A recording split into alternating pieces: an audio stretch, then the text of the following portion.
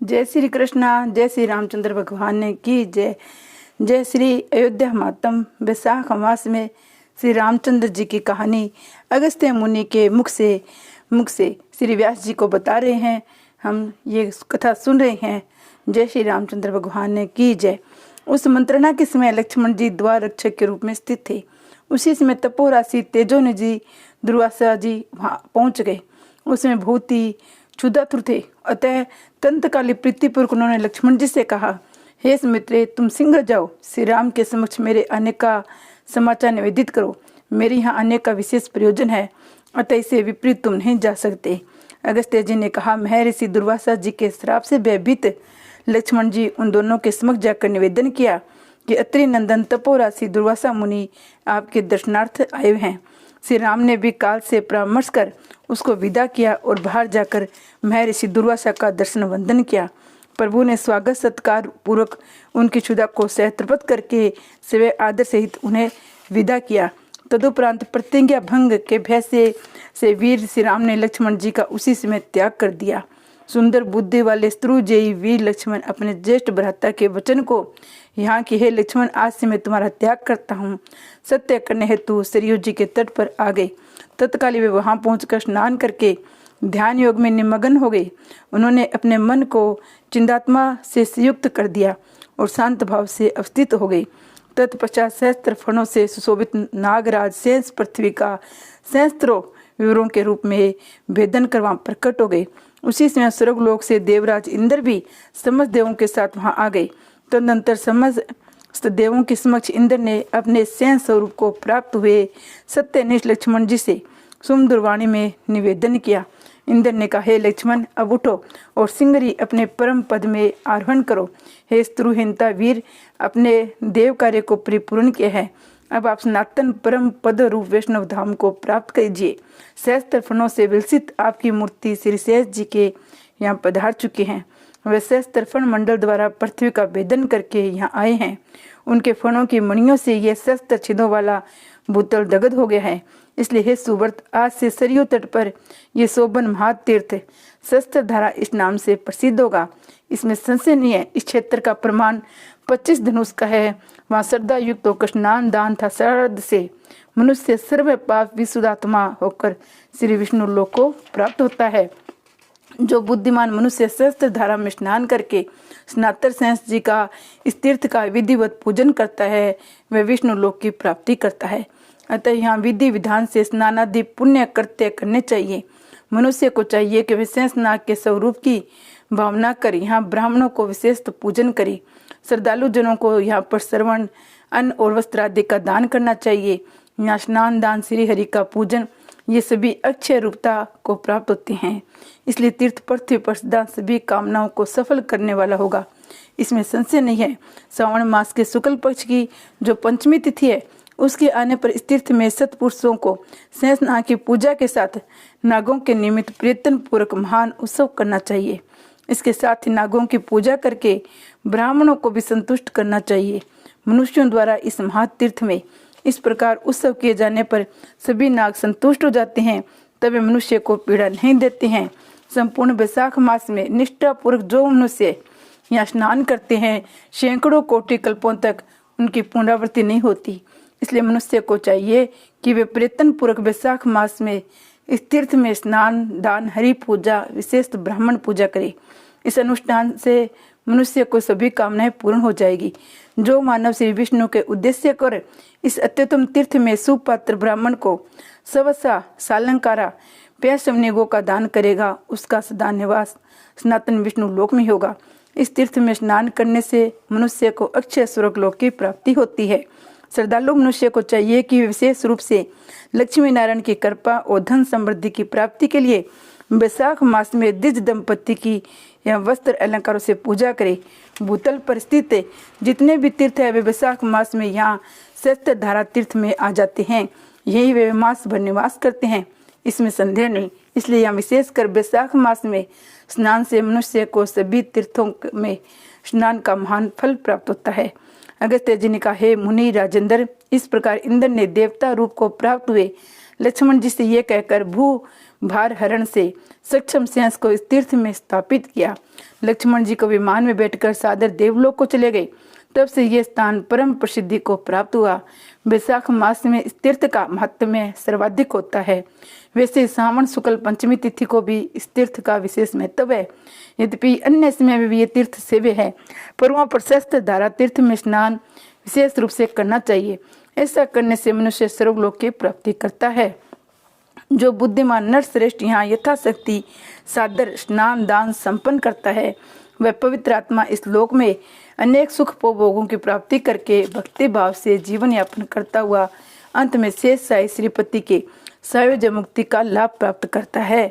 सूत जी ने कहा, अगस्त जी का ये वचन सुनकर बुद्धिमान कृष्ण द्वैपायन मुनि ने मधुर वाक्यों में कुंभ जन्मा अगस्त्य जी से आदर पूर्वक प्रश्न किया, हे भगवान, इस सहस्त्र धारा तीर्थ का अद्भुत और उत्तम महात्म्य क्या है? आपसे इसे सुनकर मेरे मन को परम आनंद की प्राप्ति हुई है। हे सुवर्त, तीर्थ महात्म्य को सुनते हुए मेरा मन तरपत नहीं हो पा रहा है, अतः मुझ श्रोता को भली भांति अन्य उत्तम तीर्थ का महात्म्य सुनाइए। अगस्त्य जी ने कहा, हे विप्रो, सुनो, अब मैं दूसरे अति उत्तम तीर्थ का वर्णन करूंगा। सदा सर्व पापहारी वह तीर्थ स्वर्गद्वार के नाम से प्रसिद्ध है। हे सुवर्त, स्वर्गद्वार की महिमा का विस्तृत वर्णन करने में कोई भी समर्थ नहीं है, अतः संक्षेप में सुनो। शस्त्र धारा से लेकर पूरे की ओर 636 धनुष की दूरी तक सरयू जल में ये तीर्थ विद्यमान है। ऐसा पुराने के विद्वानों ने निश्चय किया है कि स्वर्गद्वार के समान तीर्थ न हुआ है न होगा। ये सत्य है, बारंबार सत्य है, मेरा कथन असत्य नहीं है। इस स्वर्गद्वार के समान तीर्थ तो ब्रह्मांड मंडल में नहीं है। पृथ्वी लोक और सर्वाधिक लोगों का तीर्थ समूह त्याग कर यहाँ प्रातःकाल आ जाते हैं। अतः स्वर्गद्वार तीर्थ में प्रातःकाल स्नान अवश्य करना चाहिए। जो लोग सभी तीर्थों में अवगाहन के फल की इच्छा रखते हो, वे स्वर्गद्वार तीर्थ में स्नान करें। हे द्विज, जो प्राणी स्वर्गद्वार में प्राण त्याग करते हैं, वे परम श्रेष्ठ विष्णु लोक की प्राप्ति करते हैं। इसमें कोई संशय नहीं है। मनुष्य को स्वर्ग की प्राप्ति कराने वाले मोक्ष के साक्षात द्वार रूप इस तीर्थ का दर्शन कीजिए। ये स्वर्गद्वार इस नाम से विख्यात है। ये तीर्थ स्वर्गादि पुण्य लोकों तथा मोक्ष को प्रदान करने में समर्थ है, इसलिए स्वर्गद्वार तीर्थ सर्वश्रेष्ठ है। स्वर्गद्वार तीर्थ दो देवों का अतिशय दुष्प्राप्त है, इसमें संशय नहीं है। यह निवास करता हुआ मनुष्य जो कामना करता है वह उसे प्राप्त कर लेता है। स्वर्गद्वार में ही परम सिद्धि है, स्वर्गद्वार में परम गति है।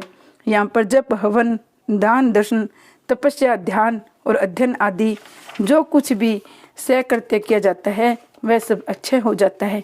सहस्त्रों जन्मों के पूर्व संचित पाप है, व्यक्ति के स्वर्गद्वार में प्रवेश करते ही वे सभी विनष्ट हो जाते हैं। हे द्विज, ब्राह्मणों, क्षत्रिय, वैश्य, शूद्र, वर्ण संकर, कीड़े मकोड़े, म्लेच्छ अथवा अन्य सहकीर्ण पाप योनियों वाले कीट, चिंटी, चिट्टे, अन्य पशु पक्षीगण, ये सभी स्वर्गद्वार में यथाकाल प्राण त्याग कर सुदर्शन चक्र और कोमोद की गदा को धारण करके गरुड़ पर आसीन होकर निश्चित ही विष्णु रूप में मंगलमय विष्णु लोक को पधारते हैं। तीर्थ में उपस्थित हुआ सहकाम हो या निष्काम हो, कोई भी प्राणी स्वर्गद्वार में प्राण त्याग कर विष्णु लोक में पूजित होता है। हे मुनिजन, हे देवगण, सिद्ध, साध्य, दे, यक्ष और मरुदगण, इन सभी ने यज्ञोपवीत प्रमाण से बंटवारा किया था। मध्याह्न के समय यहाँ पर देवगण विराजते हैं, इसलिए यहाँ लोग मध्य काल में सादर स्नान करते हैं। जो जितेंद्रिय व्यक्ति स्वर्गद्वार में अनशन व्रत करते हैं, जो मास भर के उपवास का व्रत धारण करते हैं, वे सभी परम पद को प्राप्त करते हैं। जो मनुष्य यहाँ पर ब्राह्मणों के निमित्त अन्न, रत्न, भूमि, गो, वस्त्र आदि का दान में निरत रहते हैं, वे श्री हरि के धाम को प्राप्त होते हैं।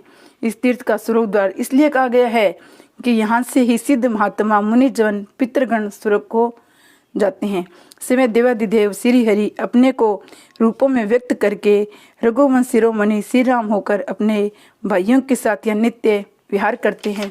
ब्रह्मलोक का परित्याग कर चतुर्मुख सनातन लोक पितामह ब्रह्मा जी देवों के साथ यहीं पर नित्य रमण करते हैं। कैलाश लोकवासी श्री शिव जी का देव यहीं पर विराजते हैं। सुमेर तथा मंडराचल के समान विशाल पापों की राशि भी स्वर्गद्वार में आकर संपूर्ण क्षय को प्राप्त हो जाती है। जो गति ज्ञानियों, तपस्वियों, यज्ञ करने वालों को प्राप्त होती है, वही शुभ गति स्वर्गद्वार में प्राण त्यागने वाले को मिलती है। जब होम प्राण ऋषिगण, देवगण, असुरगण और मोक्षकामी यतिगण ये सभी स्वर्ग द्वार की परिचय करते हैं। 60,000 वर्षों तक काशीवास का जो फल है वही फल कलयुग में दशरथपुरी अयोध्या में अर्धनिमेष वास में ही प्राप्त होता है। वाराणसी में देह का त्याग करने वाले योग प्रायण साधकों को जो गति मिलती है वही गति एकादशी तिथि को सरयू जी में स्नान मात्र से प्राप्त हो जाती है।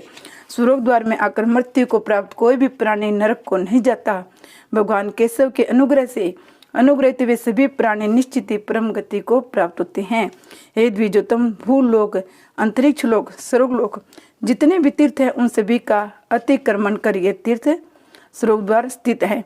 जो लोग भली भांति विश्वास करके वैष्णव भक्ति योग का आश्रय लेकर वहां आनंद स्थिर रहते हैं, जो विषय भोगों में प्रसक्त कामनाओं को तब सामर्थ्य के द्वारा निवृत्त कर लेते हैं, तपस्या में विद्यमान जो आत्म शक्ति है उस शक्ति से अपने को सब प्रकार से युक्त करके जो मनुष्य स्वर्ग द्वार का सेवन करते हैं उनकी कोटि कोटि सतलक अंतर में भगवत धाम पुनरावृत्ति नहीं होती है।